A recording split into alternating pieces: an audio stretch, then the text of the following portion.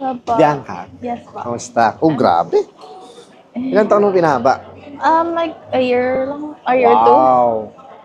Grabe. Anong gagawin natin this time? Ipakita ko po. Sige. Picture ka? Meron. Cut and color ba? Yes po, but a little bit lang po nung cut. Oh, sorry. A little bit lang sa cut. Opo. So, like, Oh, nice. this, but like, curtain bangs po. Ito yung sa cut. Sa cut po, parang a little bit lang talaga. Mga Ganyan ito lang. Okay. Ay, anong gusto mo dito? Yung color po. Yung color. Wow. Sige. So, may Shade. parang dark and then light. Mostly light yan, ha? Opo. Okay. Meron lang akong ipapakita sa'yo. Tapos, check mo kung okay sa'yo. Ha? Sige. Chart. Happy? Yeah. Okay na, ha? Ash blonde. Blonde. Brown. Fringe.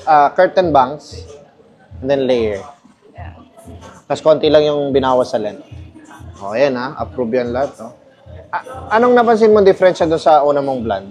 Mas blonde to, no? Yeah, mas blonde. Mas madami. lighter. Yeah. Mas lighter, mas madami. Ngayon, paano alagaan yung fora? Ha? So, doon na yung shampoo, leave-on. Yung leave-on tsaka treatment, kailangan mo yun. Pag naglagay ka ng leave-on tsaka treatment, dito ka mo i-focus. Mula dito pababa. Kasi ito yung pinaka-old na part ng hair mo. So, yun yung pinaka-alagaan mo, ha? Opo. And then, ayun lang. Huwag mo kalimutang magdasal, gano'n. Kumain araw-araw, matulog.